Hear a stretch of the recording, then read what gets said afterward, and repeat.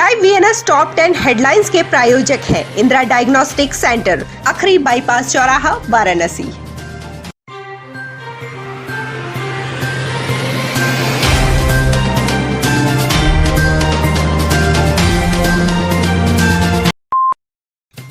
वाराणसी में मंगलवार को कोरोना के 722 नए मामले सामने आए हैं। बीते 24 घंटे में कोरोना से 4 मरीज की मौत हुई है।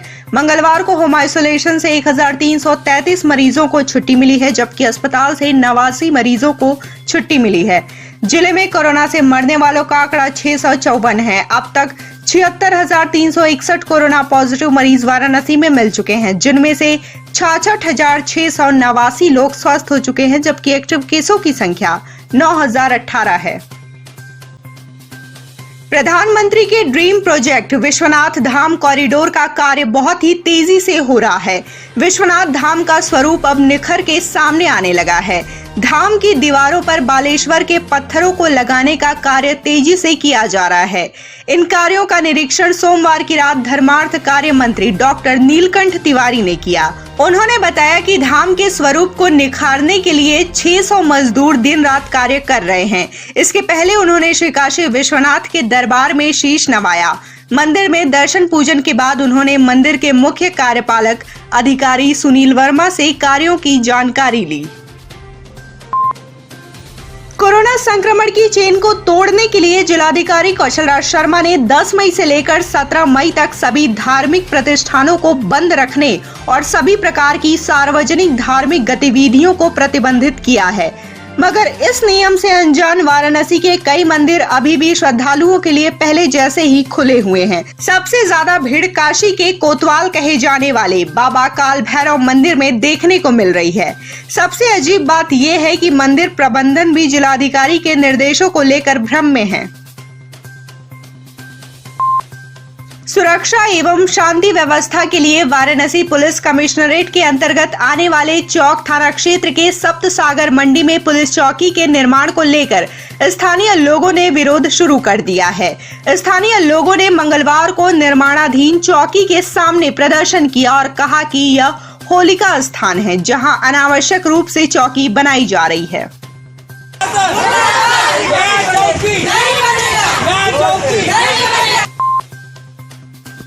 कोरोना संक्रमण की चेन तोड़ने के लिए लगाए गए आंशिक कर्फ्यू की गाइडलाइन को न मानने वालों के खिलाफ वाराणसी पुलिस ने कड़ाई शुरू कर दी है। मंगलवार को लालपुर पांडेपुर थाना अंतर्गत पांडेपुर चौकी क्षेत्र में दुकान खोलकर दुकानदारी कर रहे दर्जन भर लोगों को पुलिस ने हिरासत में लेकर आईपीसी की धारा 188 में चालान कर दिया। दोपहर 1 बजे के बाद बंदी के आदेश को ठेंगा दिखाते हुए अपनी दुकान खोलकर दुकानदारी कर रहे थे। कहीं कहीं पर आधा शटर गिराकर भी दुकानदारी बदस्तूर जारी थी। इसके बाद पुलिस ने व्यापक अभियान चलाते हुए कार्रवाई शुरू की तो दुकानदारों में हड़कंप मच गया। चंदौली जिले के 6 ग्राम पंचायतों के प्रधान पद की मतगणना मंगलवार को ब्लॉक सभागारों में हुई। लगभग 2 घंटे तक मतों की गिनती में जीत हार का फैसला हो गया। जीत से विजयी प्रत्याशियों के समर्थक गदगद दिखे। फूल मालाओं से नवनिर्वाचित प्रधानों का स्वागत किया गया। रिटर्निंग अफसर ने विजयी उम्मीदवारों को प्रमाण पत्र प्रदान किया। नौगढ़ के शमशेरपुर में संतोष कोल ने 277 मत पाकर जीत हासिल की। वहीं प्रतिद्वंदी सविता कोल को 238 वोट मिले। परस हवा में अरुण चेरो ने 230 वोट पाकर जीत हासिल की। वहीं प्रतिद्वंदी श्याम सुंदर कनौजिया को 193 मत मिले। कोरोना वायरस से लड़ने के लिए पूरे देश में वैक्सीनेशन कार्यक्रम चल रहा है। वाराणसी में भी लोगों का टीकाकरण करवाया जा रहा है। वहीं स्वास्थ्य विभाग के जिम्मे चल रहे इस पूरी व्यवस्था में बराबर खामी देखने को मिल रही है। पांडेपुर स्थित ESIC हॉस्पिटल में मंगलवार को वैक्सीनेशन करवाने आए बुजुर्गों और युवाओं ने हंगामा किया। उनका कहना था कि स्लॉट बुक होने के बाद भी हमें वैक्सीन नहीं लगाई गई है। बता दें कि सोमवार को भी यहां लोगों ने दुर्व्यवस्थाओं पर अपनी नाराजगी जताई थी।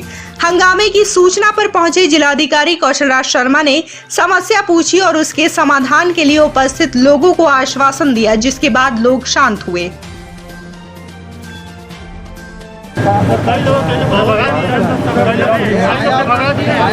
फोन आ रहा है, उस पर लगा रहे हैं।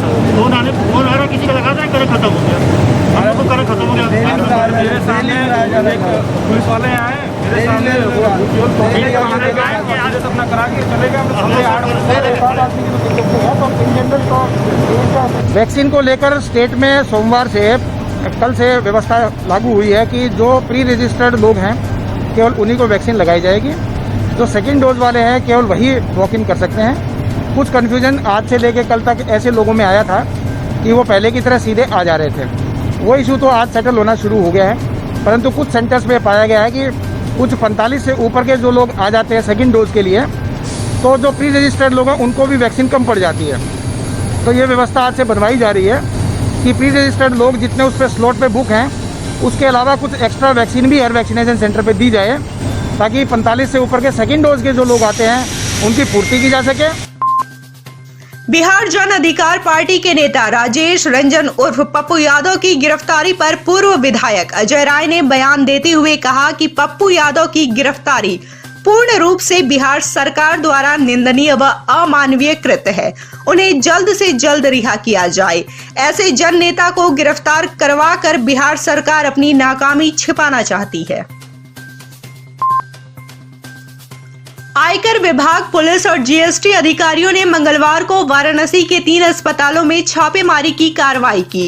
इस दौरान शिवपुर बाईपास स्थित नोवा हॉस्पिटल, टैगोर टाउन स्थित आलोक हॉस्पिटल और ककरमत्ता स्थित पॉपुलर हॉस्पिटल में छापेमारी की गई। अपर आयुक्त आयकर के अनुसार यह छापेमारी कोविड पेशेंट से ओवर रेटिंग की शिकायत पर की गई है। उन्होंने बताया कि शासन द्वारा तय 18,000 रुपए प्रतिदिन चार्ज किए जाने के निर्देश हैं। हमें सूचना मिली थी कि इन अस्पतालों में ओवर रेटिंग की जा रही है। इसके बाद ये कार्रवाई की गई है। आज की कार्रवाई में सभी अस्पतालों से संबंधित कागजात इकट्ठा किया गया है।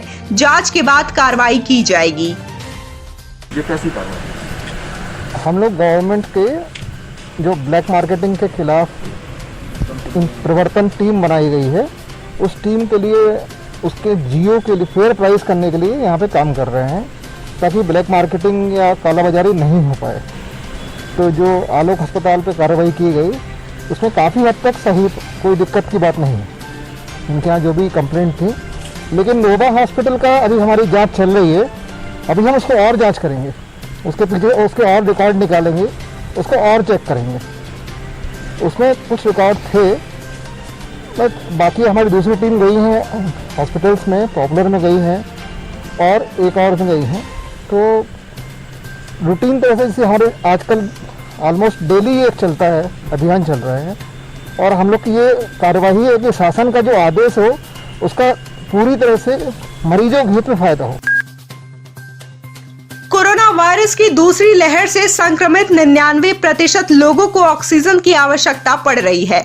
इसे देखते हुए वाराणसी के सरकारी अस्पतालों में एक के बाद एक ऑक्सीजन प्लांट लगाने का काम तेज गति से चल रहा है। सबसे पहले बनारस के उद्योगपति के सहयोग से पंडित दीनदयाल अस्पताल में ऑक्सीजन प्लांट लगाया गया। उसके बाद रामनगर के लाल बहादुर शास्त्री हॉस्पिटल में ऑक्सीजन प्लांट लगा। वहीं सोमवार को इजराइल से वाराणसी पहुंचे ऑक्सीजन प्लांट को ईएसआईसी हॉस्पिटल में इंस्टॉल करके चालू कर दिया गया है। इस दौरान वहां पर जिलाधिकारी कौशल राज शर्मा मौजूद रहे। उन्होंने बताया कि 1 महीने के अंदर वाराणसी शहर के सभी 7 बड़े अस्पताल ऑक्सीजन के मामले में आत्मनिर्भर हो जाएंगे। ये वाराणसी के ईएसआई अस्पताल में ऑक्सीजन जनरेशन का नया प्लांट है, जो कल यहाँ पहुँचा था और आज इसकी इंस्टॉलेशन पूरी होकर 1 घंटे पहले इसको चालू कर दिया गया है। ये 500 एलपीएम कैपेसिटी का प्लांट है, जो इजराइल से भारत को मिले हैं उन 4 प्लांट्स में से एक है।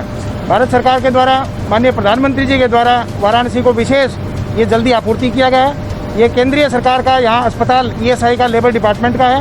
केंद्रीय सरकार के माध्यम से ही माननीय प्रधानमंत्री जी के द्वारा इसको भेजा गया और मिनिमम टाइम में 24 घंटे के अंदर इसको इंस्टॉल करके चालू कर दिया गया है। इजराइल की टेक्नोलॉजी पर आधारित ये कंटेनर में बंद प्लांट है।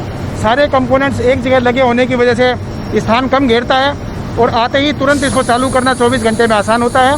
ये 500 एलपीएम का जो हमारा प्लांट है, लगभग 100 बेड के लिए ऑक्सीजन उपलब्ध करवाएगा। वर्तमान में ईएसआई अस्पताल में हमने 60 बेड का कोविड अस्पताल चालू कर रखा है। उन 60 बेड पे तत्काल इसकी ऑक्सीजन पूर्ति शुरू हो जाएगी।